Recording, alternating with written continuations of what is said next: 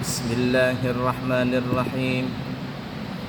Assalamualaikum warahmatullahi wabarakatuh. Alhamdulillahi rabbil alamin. Allahumma fasalli wa sallim ala sayyidina wa nabiyyina wa maulana Muhammadin sayyidil anbiya'i wal mursalin wa ala alihi wa ashabihi wa azwajihi wa dhurriyyatihi wa man tabi'ahum bi ihsanin ila yaumiddin, amma ba'du. Bapak Ibu para jamaah sekalian yang disayangi Allah dan dicintai Allah, sebelum kita melanjutkan pelajaran, kami keluarga besar Pondok Pesantren Al-Islami Nurul Anwar dan kami pribadi sebagai pengasuh Pondok Pesantren Al-Islami Nurul Anwar mengundang kepada para jamaah sekalian agar bisa menghadiri syukuran kelulusan wisuda anak-anak santri kami tingkat ula, wusta dan ulya, SD, SMP dan SMA,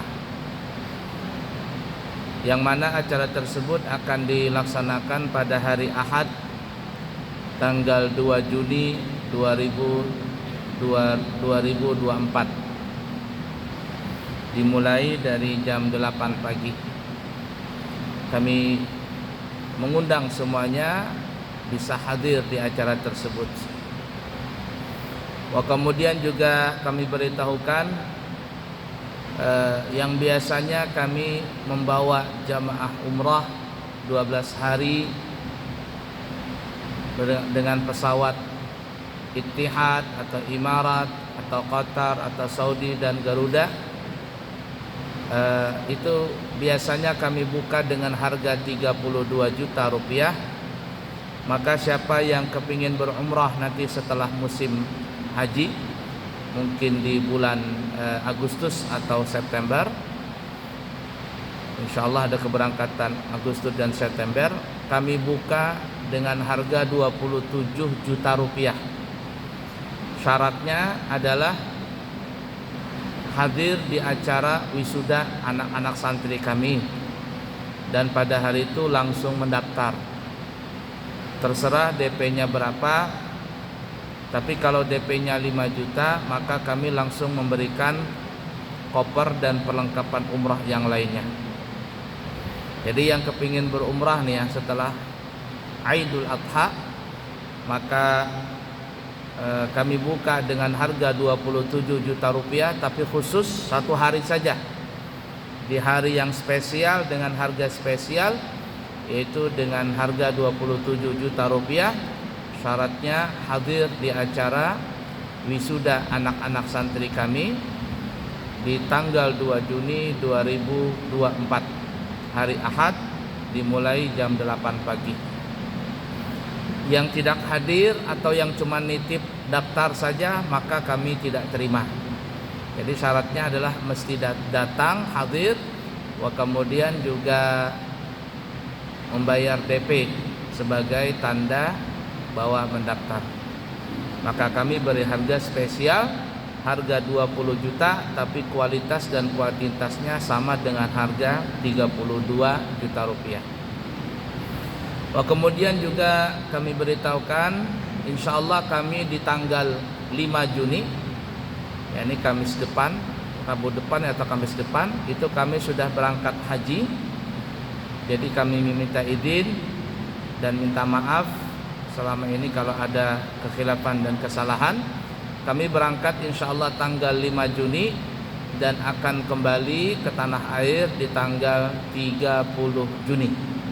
Ya, kurang lebih 25 hari meninggalkan kota Balikpapan, dan insyaallah nanti di bulan Juli istirahat dulu.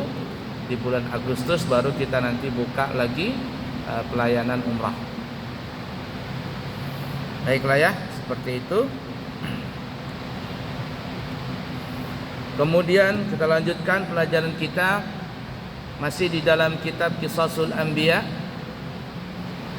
dikarang oleh Al-Imam Ibnu Katsir rahimahullahu taala wa nafa'na bihi wa bi ulumihi fid din wa dunya wal akhirah, di dalam kisah Nabi Allah Musa alaihi salatu wassalam.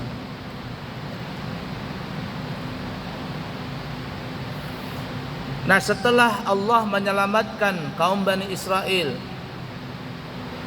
dari kejaran dan pasukan Fir'aun, ini setelah nyebrang ke Lautan Merah, ya, nyebrang ke dekat daerah Yordan, negara Yordan zaman sekarang. Kemudian Nabi Allah Musa alaihi salatu wassalam mengingatkan kepada mereka akan besarnya nikmat Allah Ta'ala yang Allah berikan kepada mereka melalui nabi mereka,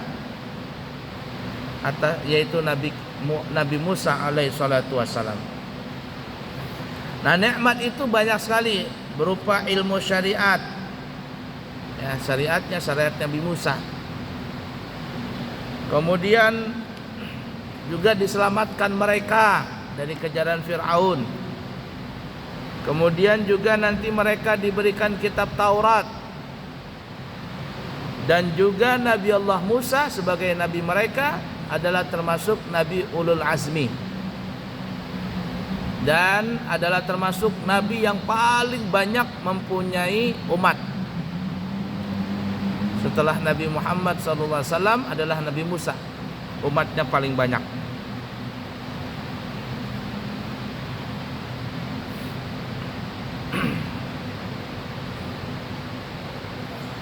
Kemudian juga Nabi Allah Musa alaihi salatu wassalam menjelaskan kepada Bani Israel tentang peribadatan, ibadah-ibadah yang dilakukan oleh mereka, yang mesti mereka lakukan untuk beribadah kepada Allah Ta'ala, yang Allah tidak ada sekutu baginya, karena Allah Maha Pencipta lagi Maha Pemberi rezeki. Nah, jadi syariat Nabi Musa ini memang berbeda ya dengan syariat Nabi kita Muhammad SAW. Karena Bani Israel ini terkenal mucil Bani Israel. Sampai sekarang ya terkenal mucil lah. Maka Nabi Musa alaihissalam sering sekali mewanti-wanti, memberikan nasihat kepada Bani Israel. Jangan lupa nikmat Allah yang Allah berikan kepada mereka, yang kita sebutkan diantaranya tadi. Dan oleh karenanya Nabi Musa juga mengajarkan tentang syariat yang dibawa oleh Nabi Musa di dalam kitab Taurat, ya, tentang peribadatannya, salatnya, kemudian cara puasanya, cara berkorbannya. Dan di zaman Nabi Musa itu memang mereka tidak boleh makan zakat, mereka tidak boleh mengambil harta ghanimah. Harta ghanimah itu harta rampasan perang. Nah, jadi kalau seandainya mereka menang dalam peperangan, ya harta ghanimah itu ditaruh di tanah lapang. Kemudian nanti datang api dari langit untuk membakar harta ghanimah, harta rampasan perang tadi. Dan apabila api itu datang dan membakar semuanya, itu menunjukkan bahwa perjuangan mereka diterima oleh Allah Subhanahu wa taala dan harta tersebut tidak ada yang korupsi. Di kisah yang lain, kisah Israiliyat, apakah disebutkan dalam kitab ini atau tidak, wallahu alam, itu pernah Nabi Allah Musa alaihissalatu wassalam dengan kaumnya mendapatkan harta ghanimah. Sebenarnya tidak disebutkannya apakah itu Nabi Musa ataukah nabi yang lain. Yang penting adalah salah satu nabi dari Bani Israel, tapi masih syariatnya syariat Nabi Musa, ya. Menang dalam peperangan. Kemudian harta ghanimah itu banyak sekali dapat. dikumpul di tanah lapang, di tengah lapangan, ditunggu oleh Nabi, salah satu Nabi Bani Israel. Apakah itu Nabi Musa, Allah alam, tapi yang jelas adalah salah satu Nabi Bani Israel. Tapi api itu tidak kunjung datang. Api tidak kunjung datang. Artinya di harta ghanimah ini ada yang korupsi. Ada yang korupsi, ada yang ngambil. Nah, itu mulai zaman dulu tuh ada aja korupsi. Jadi bukan hanya zaman sekarang korupsi. Zaman dulu ada orang korupsi. Cuman bedanya kalau zaman dulu korupsinya perorangan. Kalau zaman sekarang korupsinya berjamaah. Jadi bukan hanya sholat berjamaah, korupsi juga berjamaah. Kalau tidak ikut mereka, dibongkar. Mereka punya aib. Nah, itu repotnya itu. Makanya terkadang ada orang tidak berani membongkar kasus. Tidak berani membongkar kasus, tidak berani menjadi saksi. Kenapa? Karena kalau berani-berani membongkar kasus, bernyanyi dia atau menjadi saksi dia, habis. Keluarganya jadi ancaman. Atau mungkin aibnya dia dibongkar juga. Nah, jadi saling menutupin. Nah, itu namanya korupsi berjamaah. Nah, baik, kita kembali. Jadi Nabi ini bilang, ini api tidak datang, berarti di sini, yakni di harta ini ada yang korupsi. Mana kepala sukunya kalian? Kumpul semuanya. Maka berkumpullah kepala suku 12 orang, yakni kalangan dari Bani Israel. Kan Bani Israel itu ada 12 orang, ada 12 suku yang pernah kita ceritakan berulang-ulang kali. Berhadapanlah denganku, kepala sukunya masing-masing. Dihadapkanlah 12 kepala suku. Lalu Nabi ini berkata, ayo berjabat tangan denganku. Satu-satu berjabat tangan dengan Nabi ini. Jabat tangan. Kemudian tiba-tiba salah satu kepala suku yang di antara 12 ini tangannya menempel dengan Nabi tadi. Ketika jabat tangan, nempel tangannya. Nempel. Nah, kata Nabi ini, di antara kaummu ini, di antara sukumu ini ada yang korupsi harta itu. Kumpulkan seluruh kaummu, kumpulkan seluruh sukumu. Dikumpulkanlah seluruh sukunya dari pemimpin ini. Kumpul semuanya, tidak ada yang tertinggal. Lalu Nabi ini, ayo sekarang berjabat tangan satu-satu denganku.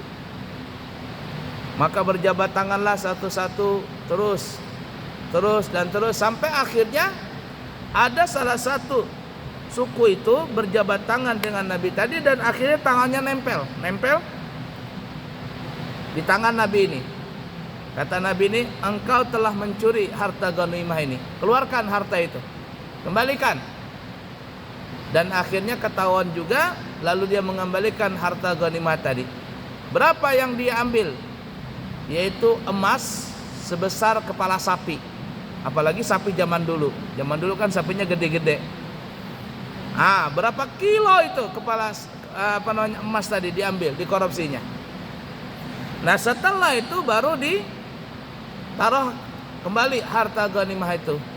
Kemudian turunlah api dari langit, kemudian membakar harta ghanimah yang telah terkumpul semuanya. Nah, setelah itu orang ini pun diberikan takzir, diberikan sanksi dengan hukuman bunuh.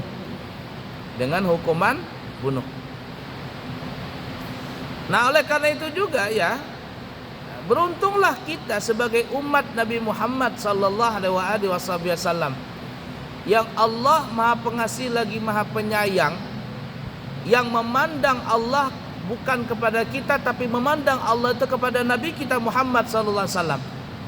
Kalau bukan Nabi Muhammad, habis kita ini. Orang yang korupsi akan ketahuan, orang yang mencuri akan ketahuan. Tidak perlu pakai saksi-saksian, tinggal nabinya saja langsung berjabat tangan.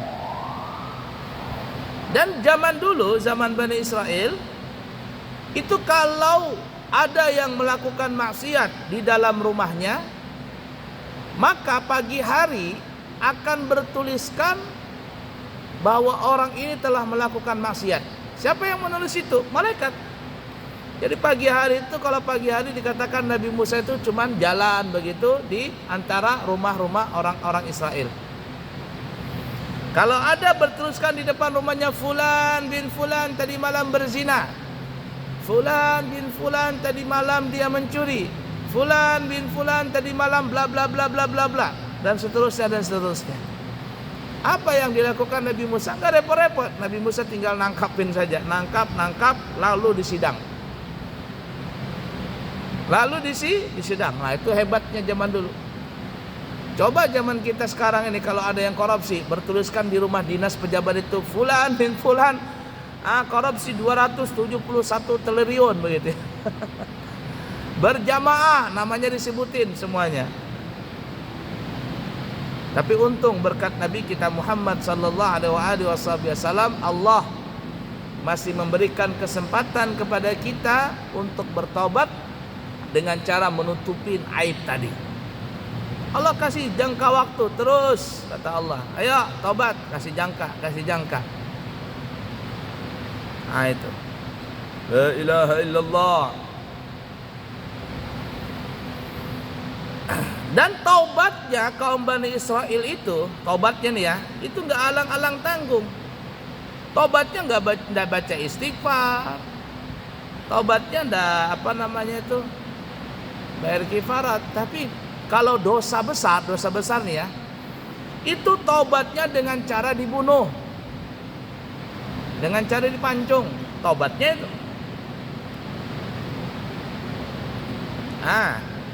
Selesai. Keluar dari dunia ini. Dan juga dikatakan, kalau mereka melakukan kesalahan dan membodohi nabinya, Allah Subhanahu wa taala sebelum membinasakan mereka itu akan dirubah wujud badannya, jasadnya menjadi binatang.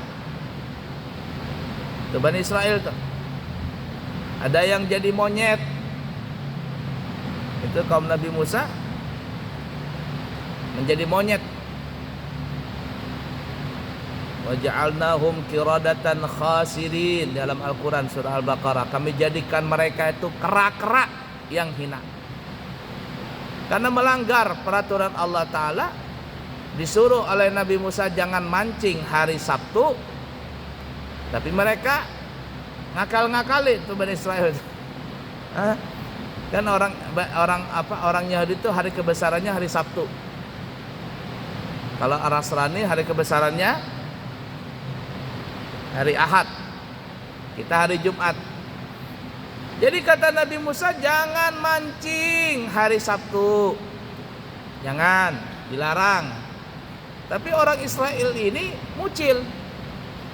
Mucilnya itu ngakal-ngakalin. Mereka memang gak mancing hari Sabtu itu. Dan di hari Sabtu itu memang godaannya luar biasa. Banyak sekali ikan. Banyak kumpul ikan hari Sabtu itu. Menggoda imannya orang-orang Israel tadi. Nabi Musa jangan, nanti adab Allah turun. Itu cobaan buat kalian. Nah memang mereka tidak mancing hari Sabtu, tapi mereka memasang jala, memasang lokah, masang rengge bahasa gitunya. Di hari apa mereka masang? Hari Jumat. Hari Jumat mereka pasang rengge, pasang jala, pasang sebagainya. Sabtu mereka nggak mancing. Nah setelah lewat hari Sabtu masuk ke hari Ahad, baru mereka panen, ambil tuh ikan-ikan tadi. Nabi Musa ngeliat, wah ngakal-ngakalin ini, Allah diakal-akalinnya. Akhirnya apa? Jadikan mereka monyet. Wa ja'alnahum qiradatan khasirin. Maka kami jadikan mereka tuh monyet. Kirdun, hina lagi. Nah itu langsung. Nah bisa saja ini, maksudnya bisa saja teori Darwin ya, yang mengatakan umat manusia itu berasal dari monyet, dari kera. Itu mungkin saja dia mendapatkan fosil, tuh fosilnya bubuhannya Bani Israel itu yang jadi monyet itu. Gak menutup kemungkinan dia mendapatkan fosil Fosilnya fosil monyet tadi, orang utan atau monyet lah. Bubuhan Israel yang dikutuk menjadi monyet tadi. Bisa saja. Jadi setelah mereka jadi monyet, langsung dibinasakan oleh Allah Ta'ala. Nah, itu ngerinya Bani Israel zaman dulu. Kalau umat Nabi Isa, Bani Israel nih ya, tapi kalangan umat Nabi Isa yang mucil-mucil nih. Nah, kalau Bani Israel kalangan Nabi Isa itu terkenal pelit. Pelit sekali. Jangankan kepada orang lain, kepada anak sendiri pun mereka pelit. Anak sendiri nih pelit, apalagi orang lain. Jadi dikatakan Nabi Isa ini kan nabi yang paling miskin. Di antara seluruh nabi, yang paling miskin itu adalah Nabi Isa. Karena Nabi Isa nggak punya rumah, maka disebut Isa Al-Masih. Al-Masih itu bahasa kitanya penjalan kaki. Ada yang mengatakan disebut Al-Masih itu karena telapak kaki Nabi Isa itu rata. Kalau kita kan telapak kaki kita ini kan ada bolong-bolongnya. Nabi Isa rata. Nah, tapi yang disebut Al-Masih itu adalah Nabi Isa penjalan kaki. Karena Nabi Isa selalu berdakwah, nggak punya rumah. Kalau mau tidur, tidur di bawah pohon, istirahat di bawah pohon. Langit sebagai atap rumahnya, bumi sebagai lantai rumahnya. Itu aja kerjaan Nabi Isa. Dakwah kemana-mana. Nggak punya istri, nggak punya anak, nggak punya saudara. Keluarga ada, tapi istri nggak ada, anak nggak ada, saudara nggak ada. Dakwah terus Nabi Isa. Namanya Isa Al-Masih. Al-Masihnya di belakang. Lain Dajjal. Kalau Dajjal gelarnya di depan, Masihud Dajjal.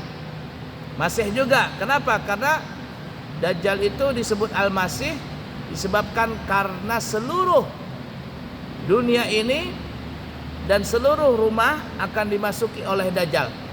Dia jalan seluruh ke dunia ini dijalaninya. Kecuali ada dua daerah yang tidak bisa dia datangin, yaitu kota Makkah dan kota Al-Madinah Al-Munawwarah. Dajjal nggak bisa masuk. Tapi kalau di lainnya, termasuk kita di Balikpapan ini, masuk Dajjal itu. Di setiap rumah masuk dia. Wallahu alam, apakah masuknya itu secara hissiyah, secara zahir, jasadnya Dajjal itu masuk, atau mungkin masuknya itu secara maknawiyah, yakni secara elektronik lah zaman sekarang. Karena di mana-mana sudah bisa ngelihat teknologi ini ya. Kalau dulu orang cuma dengar suara lewat radio, berkembang zaman bisa lihat TV rekamannya, berkembang zaman sekarang bisa main video call. Kita di Mekah bisa video call di Indonesia. Bahkan terkadang kalau saya di Mekah itu melihat santri saya cuma lihat di CCTV aja di handphone. Kemudian saya tegur, yang tidur bangun. Takut dia ada buya bangun. Padahal saya negurnya dari Mekah sana, ngelihat dari CCTV. Bisa. Nah, bisa jadi Dajjal itu masuk ke setiap rumah seperti itu tadi, secara elektronik, secara teknologi ya. Wallahu alam, makanya disebut Masihud Dajjal. Cuman gelarnya Al-Masih di depan.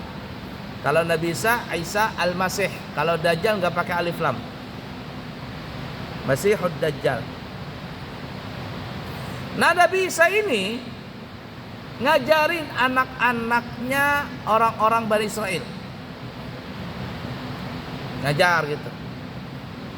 Nah, ketika anak-anak Bani Israel sedang belajar dengan Nabi Isa, bapak mamanya di rumah itu buka makanan. Jadi cuma makan berdua, suami istri, makan enak. Nabi Isa ini salah satu mukjizatnya adalah beliau bisa mengkasyaf, bisa ngelihat apa yang dilakukan oleh orang di tempat lain.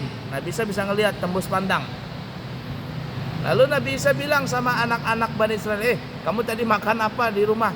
Makan ini. Oh iya kah? Tenang, bapakmu lagi makan enak. Bapakmu lagi makan kambing sama mamamu di sana. Itu bapakmu lagi makan keju, minum ini. Ayo, kalau mau makan enak pulang. Akhirnya anak-anak tadi pulang. Ketika mereka pulang, terkejutlah orang tua mereka yang tadinya kepingin makan cuman suami istri. Tiba-tiba datang anaknya, mau nggak mau akhirnya berbagi dengan anak. Lalu mereka tanya, dari mana kamu tahu nak? Abah mama makan enak ini di rumah. Itu Nabi Isa bilang tadi katanya, bapak lagi makan kambing, makan ayam, makan bebek, makanya kami pulangan. Marahlah orang tua mereka, wah Nabi Isa ini bongkar rahasia kita. Ini saking pelitnya nih, sama anak sendiri pelit. Akhirnya anak-anak mereka itu diberhentikan dari belajar dengan Nabi Isa. Dosa lagi belajar dengan Nabi Isa, bikin kacau aja katanya. Dikurunglah anak-anak mereka di dalam rumah. Nabi Isa nunggu, besok hari nunggu, mana ini anak-anak ini, nggak ada yang datang mau belajar nih, nggak ada yang datang.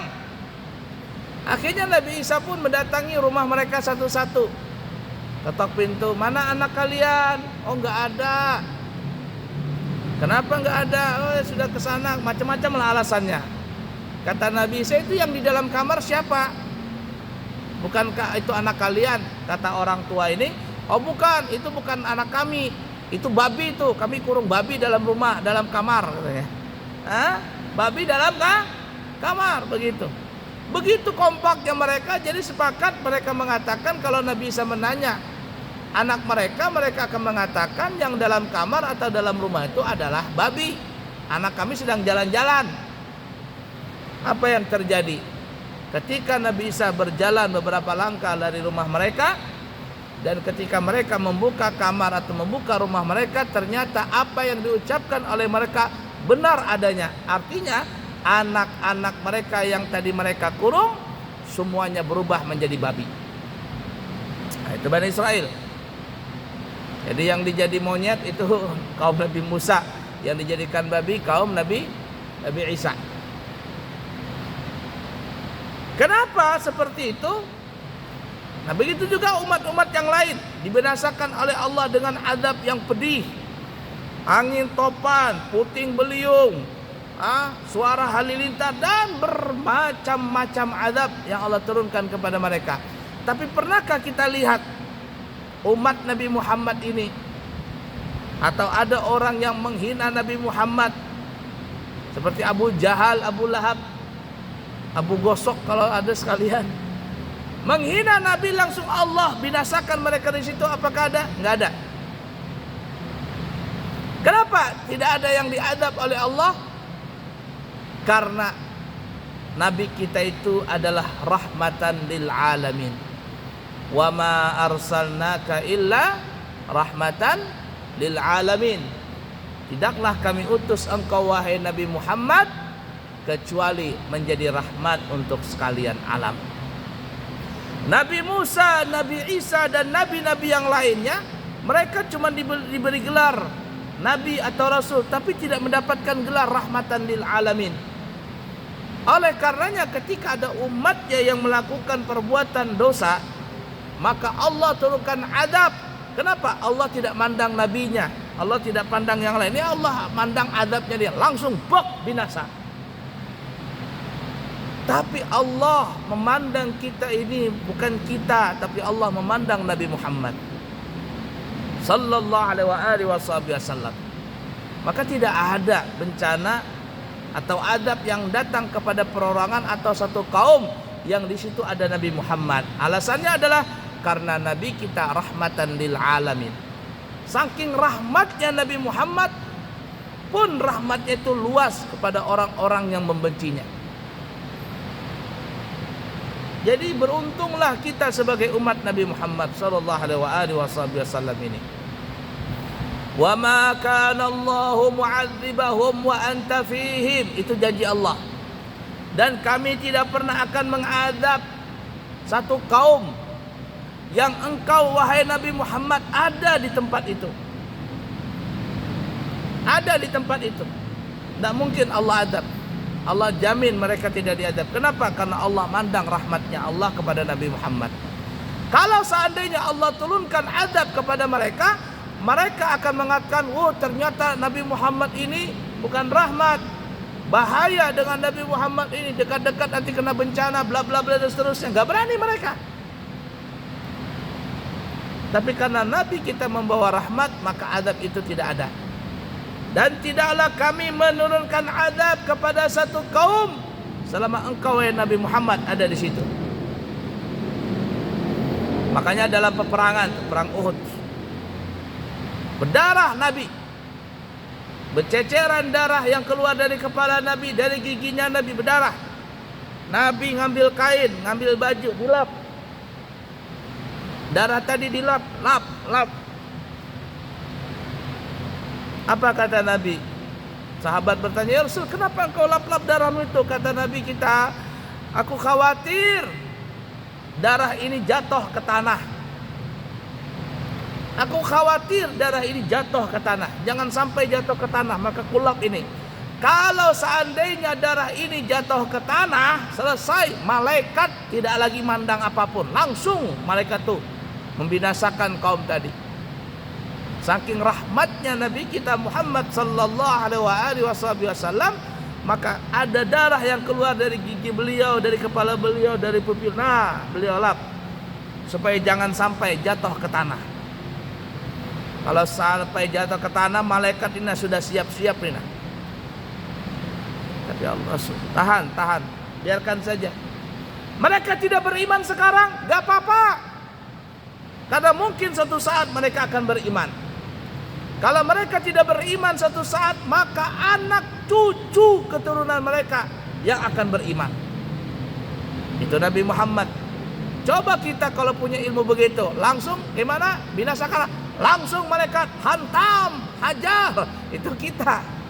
Tapi Nabi kita Muhammad sallallahu alaihi wasallam tidak melakukan yang seperti itu. Wa ma kana Allahu mu'adzibahum wa anta fihim. Allah tidak akan mengazab kepada satu kaum kalau Nabi Muhammad ada di sisi mereka. Nah, kata ulama ahli tasawuf, ulama ahli hikmah, kalau Nabi Muhammad ada di satu kaum Allah tidak turunkan azab, bagaimana kalau Nabi Muhammad itu ada di dalam hati sanubari kita? Nabi Muhammad tertulis namanya di hati kita. Memikirkan Nabi Muhammad, selalu Nabi Muhammad, gerak gerik kita selalu aku mengikuti Nabi Muhammad, mengikuti gaya Nabi Muhammad. Apakah Allah turunkan azab kepada orang itu? Gak bakalan. Makanya orang-orang bahari ini ya, orang-orang bahari itu apa saja salawat. Salawat. Anak bincul nih, jatuh anak kuak, gugur, bincul. Bincul. Jarang banjal bincul, benjol. Mamanya datang, langsung menganukan rambut. Allahumma shalli ala sayyidina Muhammad wa ala sayyidina Muhammad, rambut mamanya panjang. Kuak, kasihkan liur, Allahumma shalli ala sayyidina Muhammad. Nah, bincul, langsung diusap. Tampis. Apa saja kita salawat, mau buka toko, apa amalannya? Salawat. Mau tutup toko apa? Salawat. Mau masuk rumah? Salawat. Apa saja? Salawat. Kenapa? Untuk melatih. Di hati kita ini selalu ada Nabi Muhammad sallallahu alaihi wasallam. Karena tidaklah mungkin seseorang kenal dengan Allah Ta'ala kecuali melewati pintunya, yaitu Nabi Muhammad sallallahu alaihi wasallam. Itu tuh ya.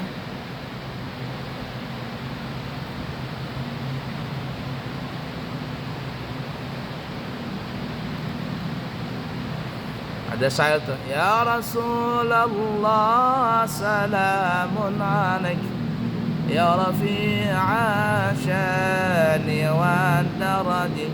Apa lagi itu ya? Apa tuh ya? Lupa ya. Anta babullahi mu'tamadi. Wahai Rasulullah, salam sejahtera untukmu, derajatmu tinggi selalu. Engkau adalah peganganku. Anta babullahi mu'tamadi, engkau adalah pintunya Allah dalam peganganku. Jadi Nabi Muhammad selalu. Nah, kata ulama tadi, kalau seandainya satu kaum tidak Allah turunkan adab, apabila ada nabi di tengah-tengah mereka, bagaimana kalau Nabi Muhammad itu ada di hati kita?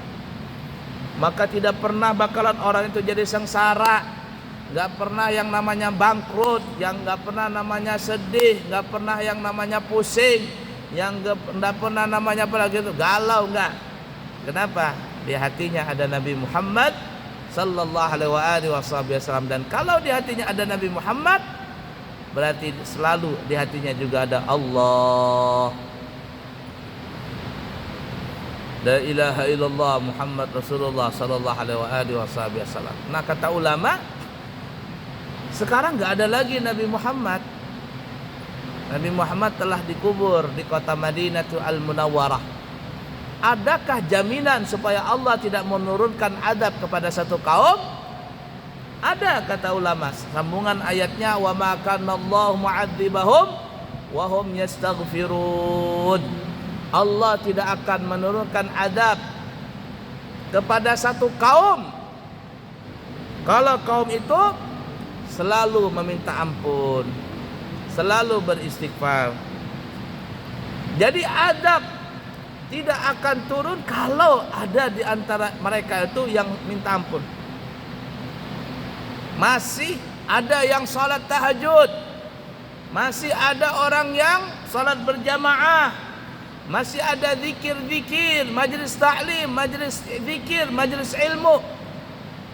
Itu adalah salah satu bentuk daripada pengampunan seorang hamba kepada Allah.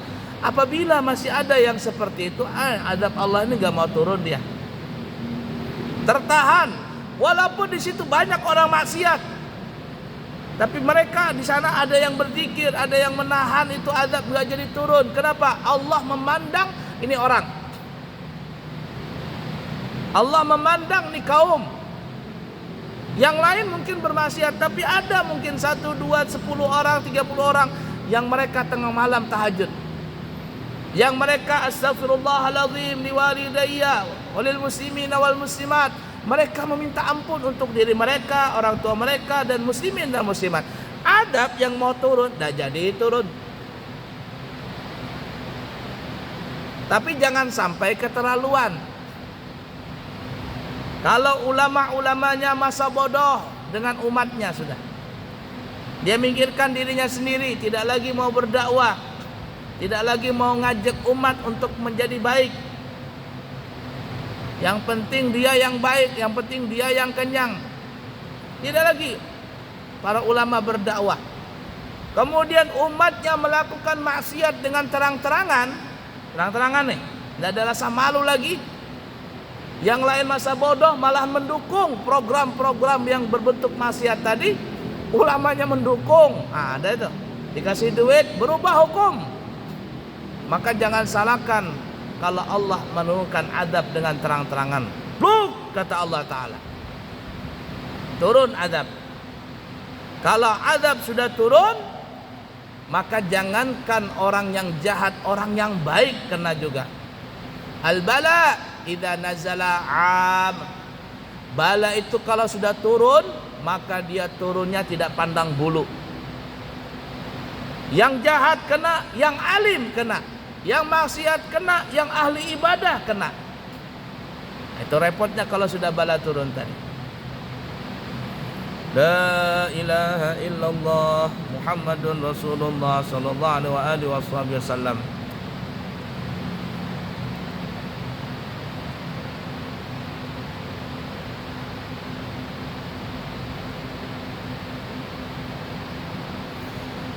Nah, salah satu pengingkaran kaum Bani Israel, kita kembali cerita awal ya.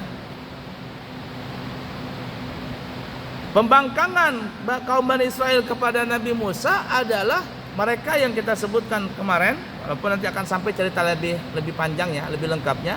Mereka membuat anak sapi, patung anak sapi yang dipelopori oleh Musa As-Samiri. Musa As-Samiri. Dan ada yang mengatakan Musa Samiri inilah yang cikal bakal menjadi Dajjal. Wallahu alam, hanya Allah yang Maha tahu. Menjadikan patung emas, ya, patung anak sapi yang terbuat dari emas.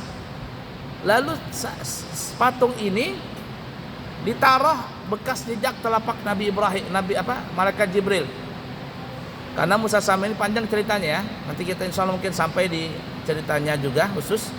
Itu Musa Samiri ini kan dipelihara oleh Jibril karena dia anak yang nggak ada ibunya, nggak ada bapaknya lah bahasa kitanya.